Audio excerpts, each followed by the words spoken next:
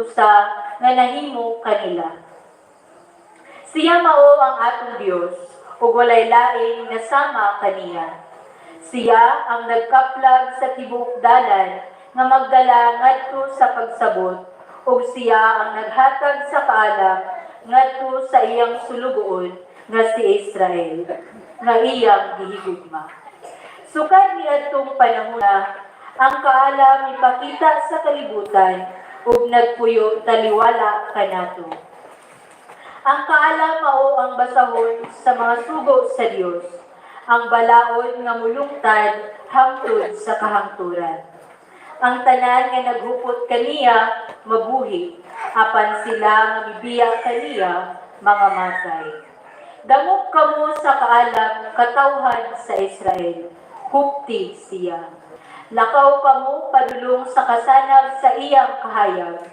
Ayaw itahan ang atong mahimayaon nga katungod ngadto sa bisan-binsang katawhan.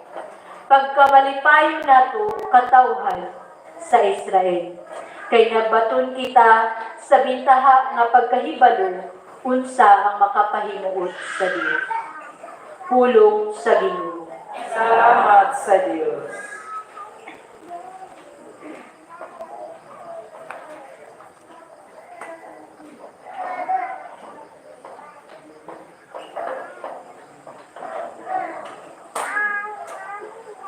O Ginoo, nagahukot ikaw sa mga pulong sa kinabuhing dayon.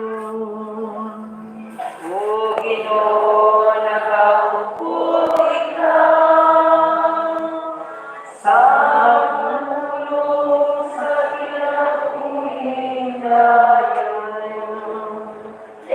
Ang balaod sa Ginoo hingpit, nagalipay sa kalag. Ang kasuguan sa Ginoo kasaligan,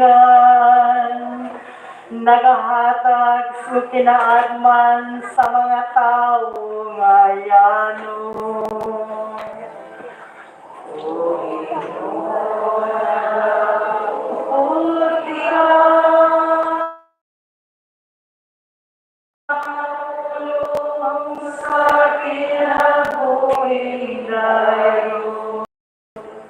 Ang mga sugo sa Ginoo matarong,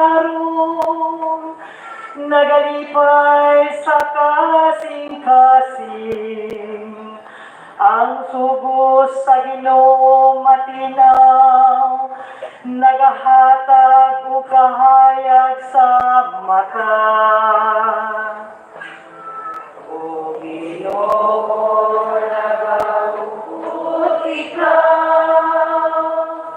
sa mga pulong sa kinabuhing dayon.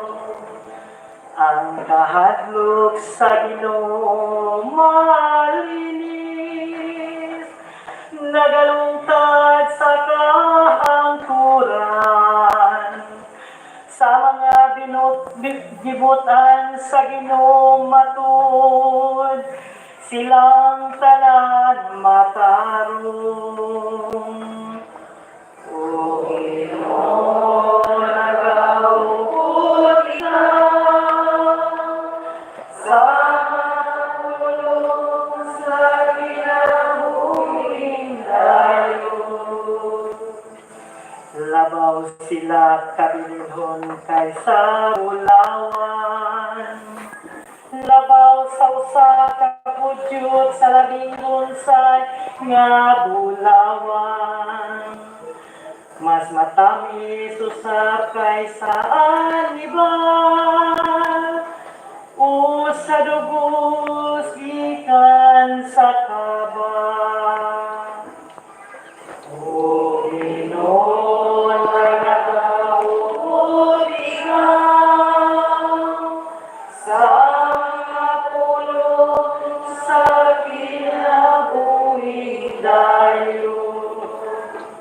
O Ginoo, nagahukot ikaw sa mga pulong sa kinabuhing buhin dayo.